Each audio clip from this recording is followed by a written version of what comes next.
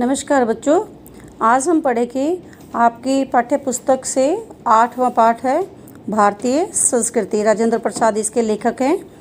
इस पाठ में बच्चों प्रस्तुत निबंध में भारत के प्रथम राष्ट्रपति राजेंद्र प्रसाद की भारतीय संस्कृति के विशेषताओं को प्रभावी ढंग से प्रस्तुत किया है।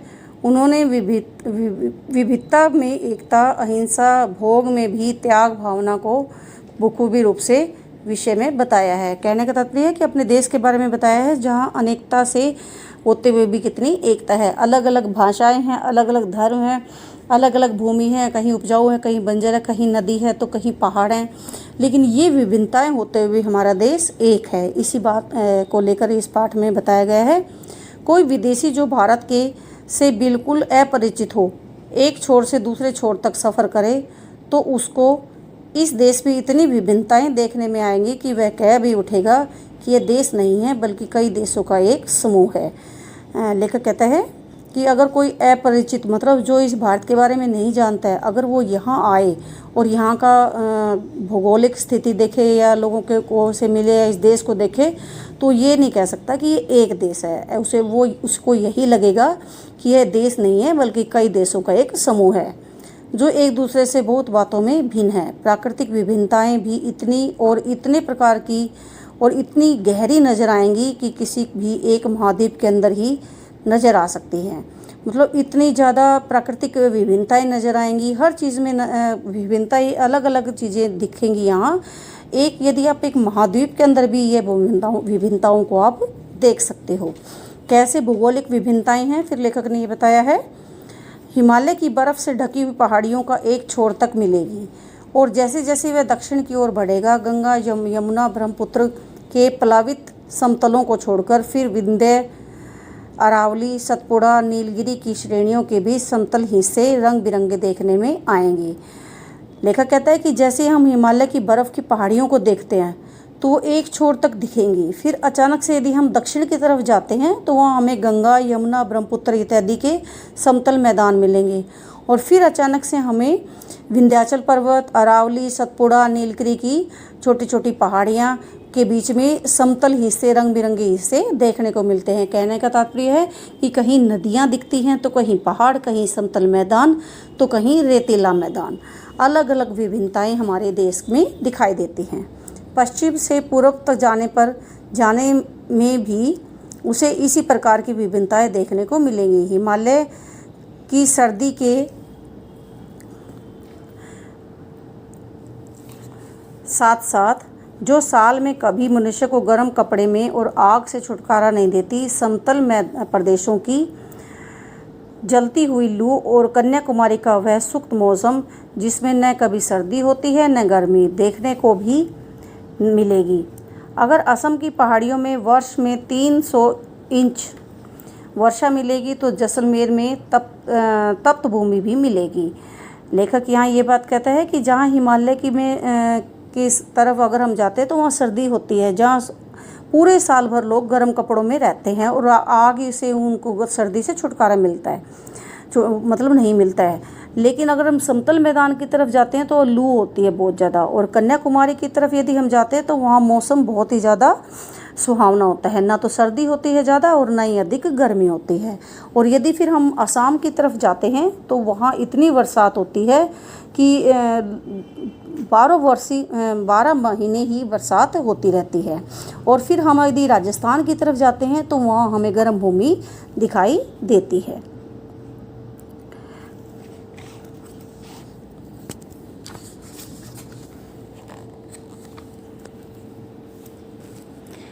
ऐसा नहीं है, यहाँ पैदा नहीं किया।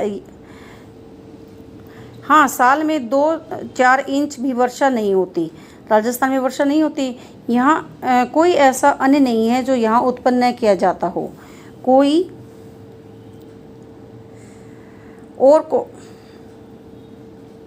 कोई ऐसा फल नहीं जो यहाँ पैदा नहीं किया जा सके, कोई ऐसा खनिज नहीं जो यहाँ के भूगर्भ में पाया न गया हो, और ना ही कोई ऐसा वृक्ष अथवा जानवर है जो यहाँ फैले हुए जंगलों में ना मिले। यदि इस सिद्धांत को देखना है तो जलवायु का असर इंसान के रहन सहन, खान पान वेशभूषा शरीर और मस्तिष्क पर पड़ेगा तो सबका जीता जागता सबूत भारत में बसने वाले भिन्न भिन्न प्रदेशों के लोग देते हैं। इस तरह मुख्य मुख्य भाषाएं भी कई प्रचलित हैं और बोलियां तो यहाँ गिनती ही नहीं, क्योंकि यहाँ एक कहावत मशहूर है।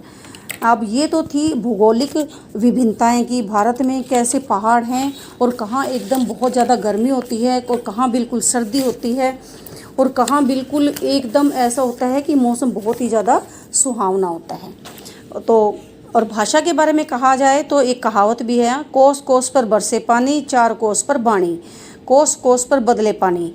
मतलब अगर एक कोस जाएंगे, थोड़ी सी दूर ही जाएंगे तो वहाँ पानी का जो स्वाद है वो बदलता जाएगा, और चार कोस पर यदि हम जाएंगे तो बानी यानी बोलचाल की जो भाषा है वो भी बदल जाती है। भिन्न भिन्न धर्मों के लोग को मानने वाले लोग यहाँ पाए जाते हैं, और जिस तरह यहाँ की बोलियों की गिनती आसान नहीं है, उसी तरह यहाँ भिन्न भिन्न धर्मों और संप्रदायों की भी गिनती आसान नहीं है। जैसे जैसे अपने भारत में अलग अलग बोलियाँ हैं, भाषाएं हैं, ठीक ऐसे ही यहाँ अलग अलग धर्म और संप्रदाय भी हैं, और जिनको गिनना आसान नहीं है। इन विभिन्नताओं को देखकर और अपरिचित व्यक्ति आदमी घबराकर कह उठे कि यह देश नहीं, अनेक देशों का एक समूह है। यह एक जाति या अनेक जातियों का समूह है, तो यह आश्चर्य की बात नहीं है, क्योंकि ऊपर से देखने वाले को तो जो गहराई में नहीं जाता विभिन्नता ही देखने में आएगी। अगर हम ऊपर से देखते हैं कि लोगों से अच्छी तरह मिलते नहीं है, हमारी संस्कृति के प्रति ज़्यादा जागरूक नहीं होते, तो हमें विभिन्नता ही नज़र आएंगी। पर विचार करके देखा जाए तो विभिन्नताओं की तह में एक ऐसा समता और एकता फैली है जो अन्य विभिन्नताओं को ठीक उसी प्रकार पिरो लेती है और पिरोकर एक समूह बना देती है। जैसे रेशमी धागा विभिन्न प्रकार की और विभिन्न रंगों की सुंदर मणियों और फूलों से को पिरोकर एक सुंदर हार तैयार कर देता है, जिसकी प्रत्येक मणि या फूल दूसरों से न तो अलग हैं और न ही हो सकते हैं।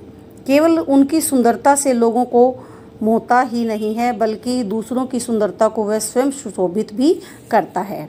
अलग अलग नदियों के उद्गम भिन्न भिन्न हैं और इनकी धाराएं अलग अलग बही हैं, और प्रदेश के अनुसार भिन्न भिन्न प्रकार के अन्न और फल फूल पैदा करते हैं, पर इनमें एक ही शुद्ध, सुंदर, स्वस्थ और शीतल जल बहता है, जो उद्गम और संगम में एक हो जाता है। कहने का तात्पर्य है कि इतनी विभिन्नताएं होते हुए भी भारत में एक रूपता दिखाई देती है। यह हमारा सौभाग्य रहा है कि हमने एक ऐसे मूर्त के रूप में को अपने बीच चलते फिरते हंसते रोते देखा है, और जिससे अमरत्व की याद दिलाकर हमारी सूखी हड्डियों में नई मज्जा डाल हमारे मृत प्राय शरीर को में नए प्राण फूके और मुरझाए हुए चेहरे को दिलों में फिर हिला दिया। वह अमरत्व सत्य और अहिंसा का है, जो केवल इसी देश के लिए नहीं, आज मानव मात्र के जीवन के लिए अत्यंत आवश्यक हो गया है। यहाँ महात्मा गांधी के बारे में बताया है कि यहाँ एक ऐसी भी महान विभूति पैदा हुई थी जिनके ने सत्य और अहिंसा का पाठ पढ़ाया था देश में। हम इस देश में प्रजातंत्र की स्थापना कर चुके हैं, जिसका अर्थ है व्यक्ति की पूर्ण स्वतंत्रता, जिसमें वह पूर्ण विकास कर सके, और साथ ही सामूहिक और सामाजिक एकता भी। व्यक्ति और समाज के बीच में विरोध का आभास होता है। व्यक्ति अपनी उन्नति और विकास चाहता है, जबकि एक और उन्नति है और सबके विकास के पथ हिंसक है। विकास दूसरे की उन्नति और विकास के मार्ग में संघर्ष पैदा होता है, और यह संघर्ष तभी दूर हो सकता है जब सबके विकास का पथ हिंसक हो। हमारी सारी संस्कृति का मूलाधार इसी अहिंसा तत्व के पर स्थापित है। जहाँ जहाँ हमारे नैतिक सिद्धांतों का वर्णन आया है, अहिंसा को मुख्य स्थान दिया गया है। अहिंसा का दूसरा नाम या दूसरा रूप त्याग है, और हिंसा का दूसरा रूप और दूसरा नाम स्वार्थ है, जो प्राय भोग के रूप में हमारे सामने आता है। पर हमारी सभ्यता ने तो त्याग भी भोग से ही निकलता है और भोग भी त्याग में पाया है। उपनिषद कहता है तेन वक्तेन भुंजी था। इसी के द्वारा हम व्यक्ति और व्यक्ति के बीच का विरोध, व्यक्ति और समाज के बीच का विरोध और समाज के बीच का विरोध और देश के बीच का विरोध मिटाना चाहते हैं। कहने का तात्पर्य है कि हमारे जो स्वार्थ की हिंसा का एक अर्थ होता है त्याग और दूसरा हिंसा का अर्थ होता है स्वार्थ की भावना। तो हम इसी भेदभाव को मिटाना चाहते हैं। हमने भिन्न भिन्न देशों की संस्कृतियों को अपने में मिलाया और अपने को उनमें मिलने दिया। देश और विदेश में एक सूत्रता तलवार के जोर से नहीं बल्कि प्रेम और सौहार्द से स्थापित की। दूसरों के हाथों और पैरों पर, घर और संपत्ति पर जबरदस्ती कब्जा नहीं किया, उनके हृदय को जीता है। ये भारतीयों की विशेषता बताई गई है कि हमने हाथ मिलाने में विश्वास किया है। हमने देश और विदेश को एकता के सूत्र में तलवार के बल पर नहीं बल्कि प्रेम के बल पर, सौहार्द के बल पर एक दूसरे के दिलों में कब्जा किया है, मतलब एक दूसरे को दिलों से जीता है।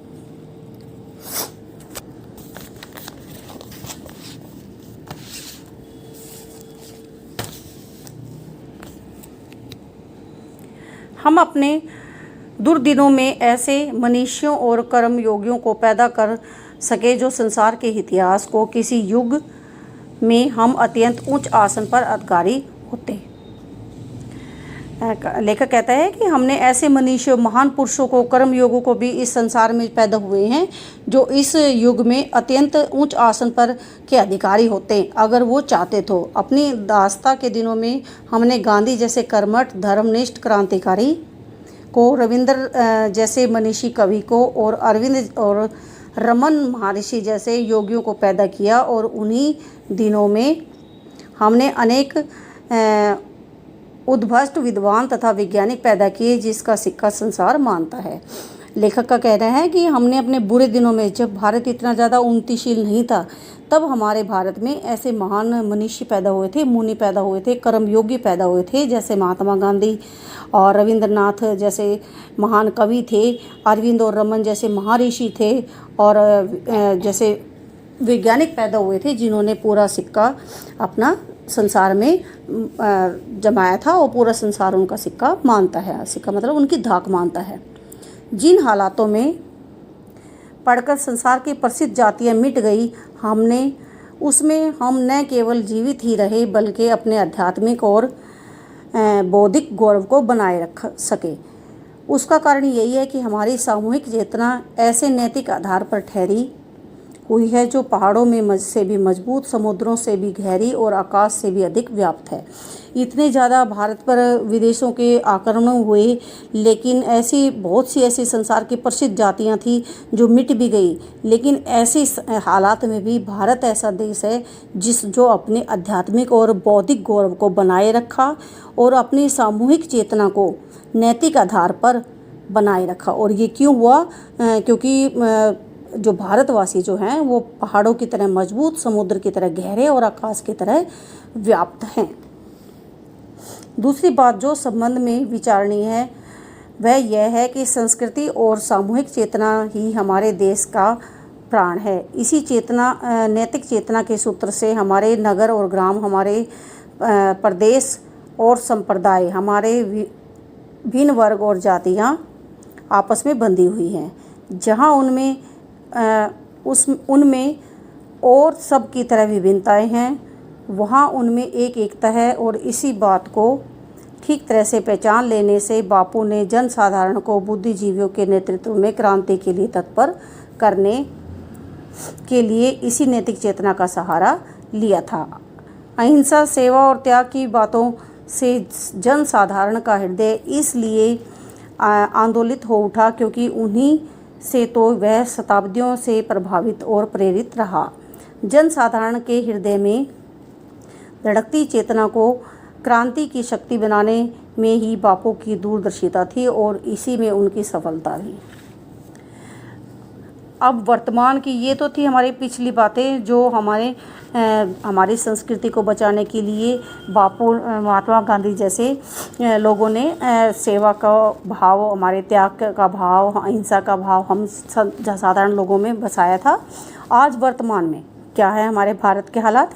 आज विज्ञान मनुष्य के हाथों की अद्भुत और अतुल्य शक्ति दे रहा है। इसका उपयोग एक और व्यक्ति और समूह के उत्कर्ष में और दूसरी और व्यक्ति और समूह को गिराने में होता रहेगा।